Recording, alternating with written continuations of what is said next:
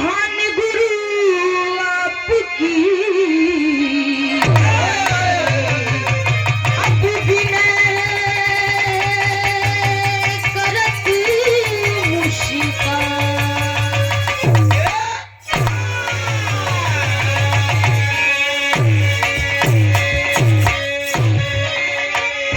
कहे बीड़ा बजैया मस्वर की सजैया अरे सरगमों के देदा झनकार माई समा।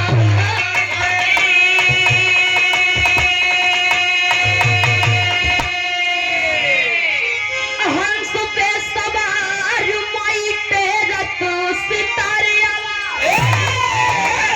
यही महफिल में गिद्दिया गवावा माई सरस्वती।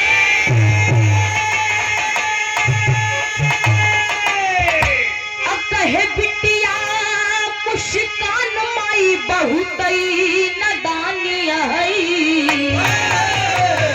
अब ज्ञान के दैदा भंडार माई सरस्वती।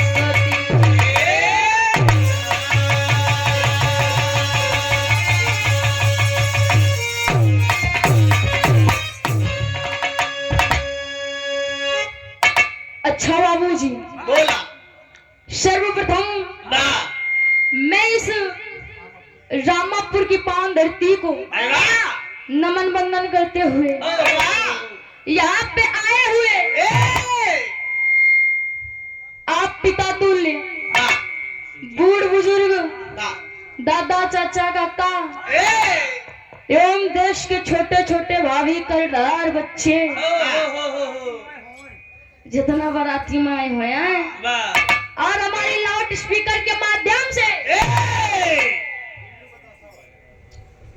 आदरणीय परम पूज्य परम सदेव हमारे धर्म के चाचा बिल्लू बताशा वाले वाह भाई, भैया जी की तरफ से 50 रुपए का महान आशीर्वाद 5 विकेट पलगी बा। अरे वाह, और हमारी इस लाउड स्पीकर के माध्यम से वाह, मेरी आवाज जहां तक जा रही है ए भाई, हमारी दुर्गा लक्ष्मी जैसी माताएं एवं बहनें ए, और बगल में ही बैठे हुए ए भाई सीटी बंद करा हो। कब भैया ऐसा कर दिया हाँ सीटी लंबा हो जाता है। सीटी में बहुत मार हो पहले हाँ। सीटी बंद कर दिया कम बाजे चले हैं। क्या सीटी खुली है? बगल में बैठे हुए मंच पे मंचासीन वाह, आप बिरहा के सुपरस्टार हाय हाय हाय, बिरहा के सम्राट कहे जाने वाले ए, आदरणीय आप हमारे धर्म के चाचा वाह, आप श्री राकेश यादव अरे वाह, और पूरी पार्टी मैं लोकगीत बिरहा गायिका मुस्कान चंचल प्रतापगढ़ की धरती से ए, पैर छूटे पलगी बाई एक स्वर में सब भैया से नमस्ते प्रणाम स्वीकार हो। वाह, जैसे कि कहा जाता है हाँ, कोनो भी शुभ काम करने से पहले ए, मैं मशीन चेक कर ले चाहिए।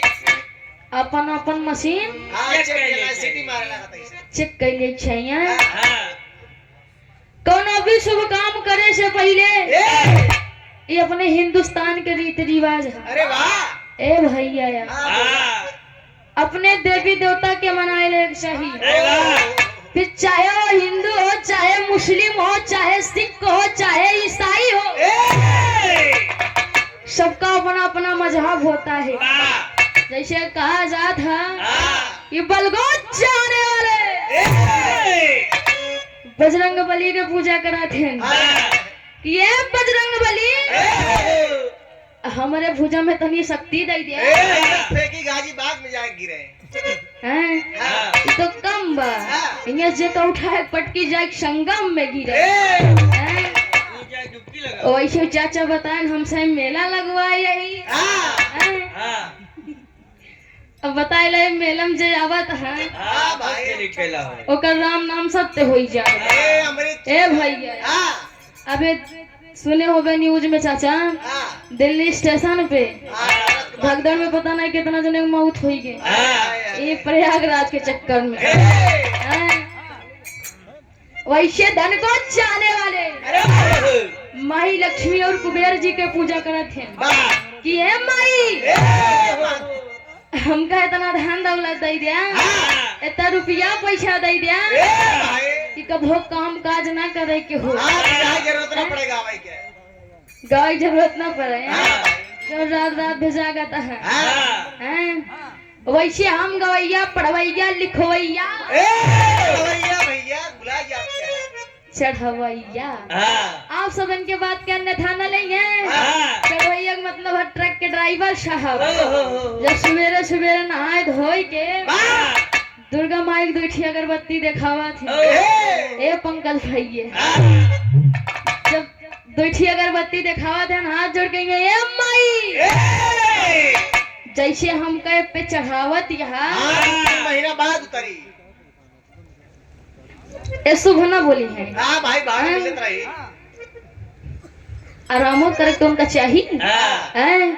कहेंगे ये माई ए जैसे पे चढ़ावत या वैसे नीके नीके शाम की उतार दो हाँ वैसे हम गवैया पढ़वैया लिखवैया हाँ स्वर की देवी माँ सरस्वती के आराधना वंदना करें वाह कैसे गुरु जी हमें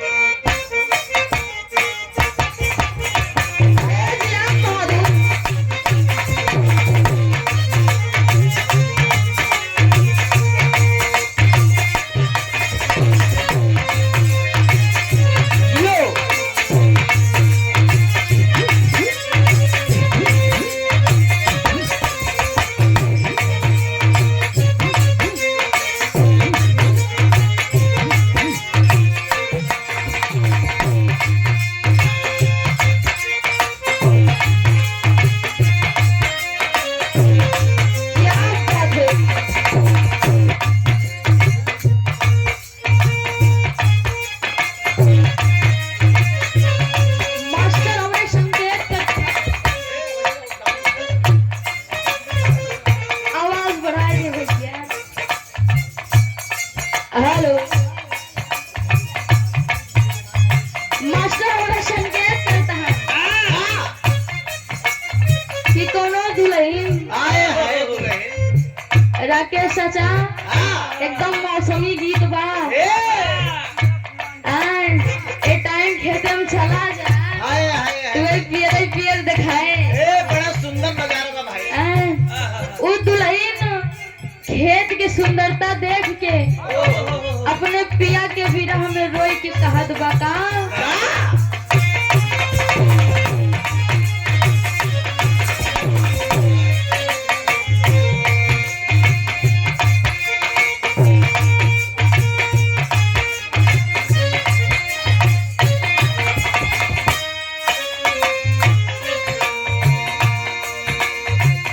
बसंती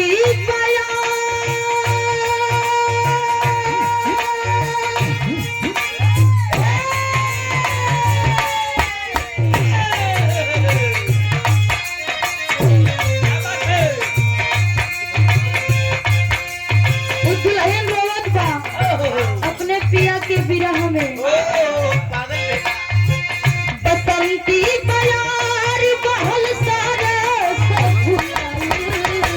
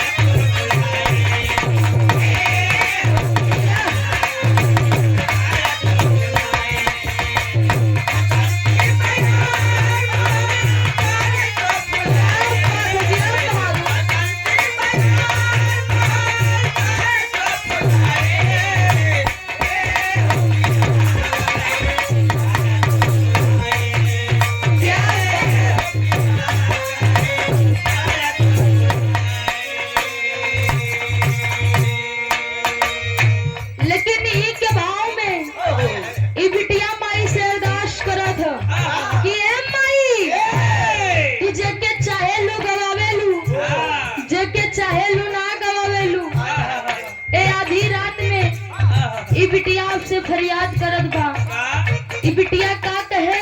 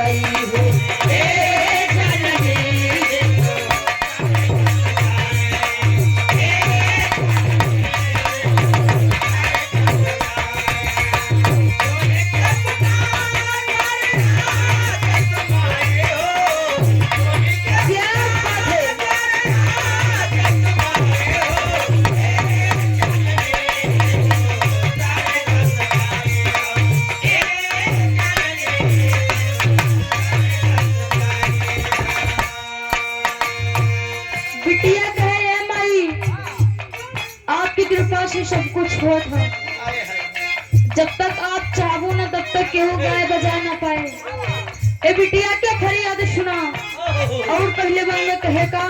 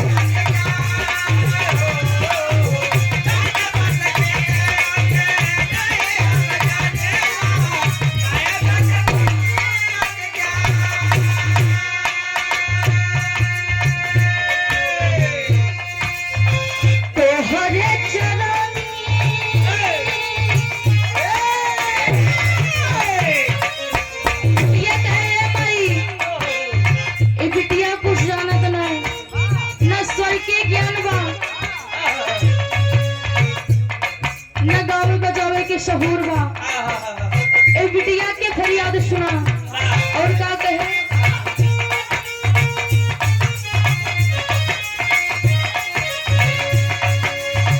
तोहरे चरनिया के आसारा बमाई,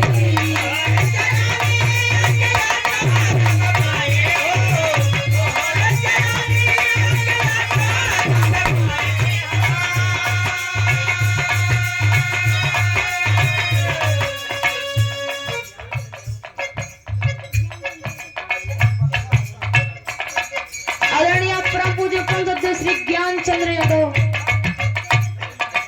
सोनबरसा की पावन से भैया जी की तरफ से 51 रुपए का महान आशीर्वाद, 5 विकेट पलगी बा। एक शॉट में सब भैया से अपना स्वीकार हो।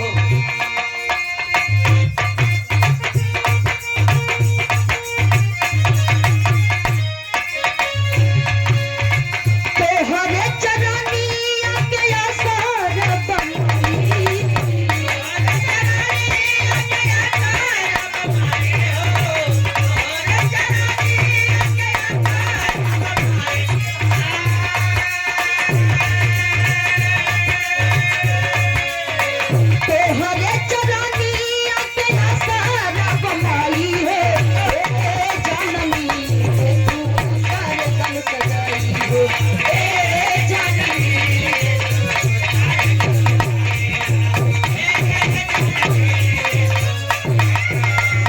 क्या बात है।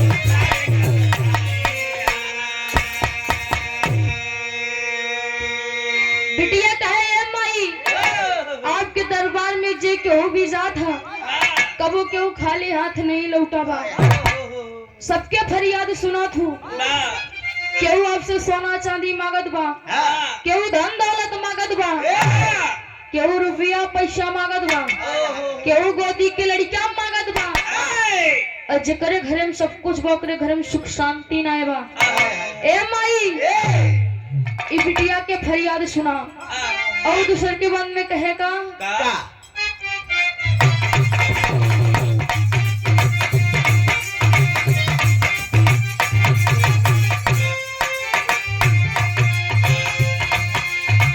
तुलसी कबीर के का नावलू लेखनिया सुर के देखवलू तनसा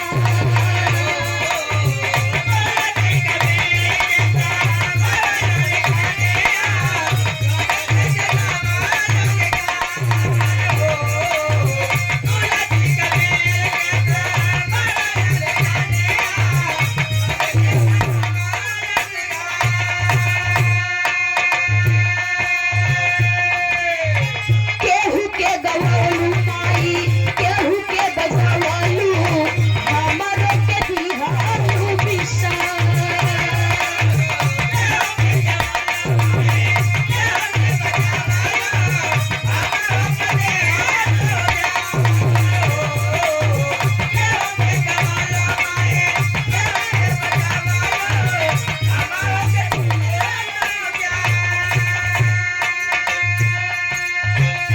कहे माई तुलसीदास के तुलसीदास बना दू कबीरदास के कबीरदास बना दू कालिदास के कालिदास बना दू जौने डारी बैठत रहे उहे डार काटत रहे आला उदल के तेगा पे जाए के बस जाऊ उनका नाम अमर कई दू आज तक उनके रण में केहू हरा नहीं पाई दुनिया छोड़ के चला गए लेकिन आज तक नाम उनका अमर बा और बिटिया कहे का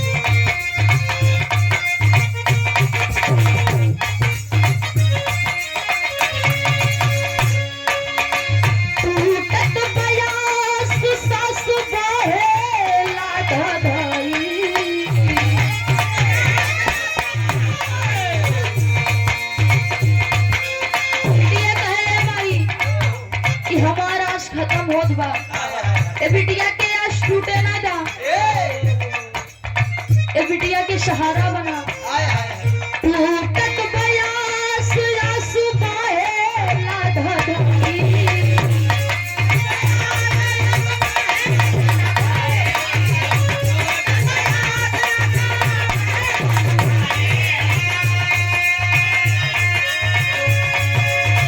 टूटत बसास आसु बाहे लाधा धाई हो ए जननी के तू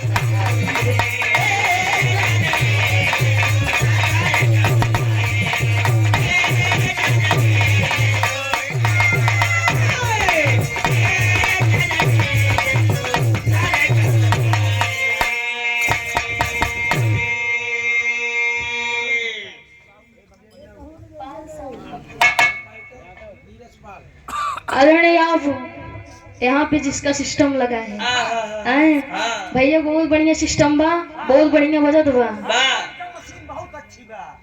दमदार मशीन दमदार बा दमदार मशीनियो भैया दमदार ऐसे वैसे जिन छम छे हैं? पाल साउंड सर्विस प्रोप्राइटर भैया जी नीरज पाल भैया जी की तरफ से 51 रुपए का महान आशीर्वाद 5 के पहले की बाई 100 में सब भैया से नमस्ते प्रणाम स्वीकार हो और भैया जैसे बाजत बा ऐसे पूरी लगन बाजे बाजत रहे बिटिया कहे ये माई ये आपसे बहुत आस लगाए बैठी बा ये बिटिया के फरियाद सुना आज टूटे ना दा। और तीसरे के बंद में कहे का बिटिया का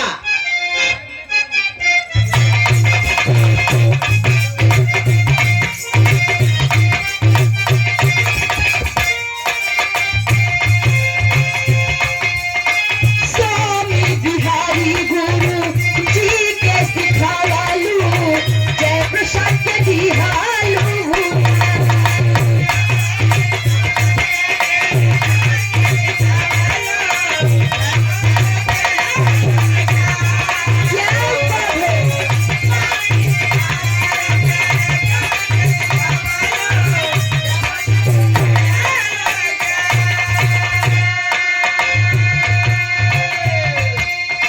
सूर्य भाल राधे श्याम पप्पू कार चोरी ओ नहु के सुनला फरिया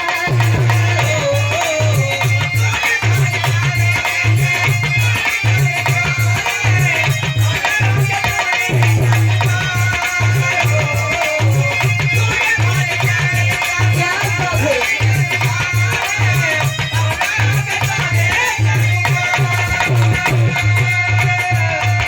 अरे गावे मुस्कान सुरेंदर के लेखनी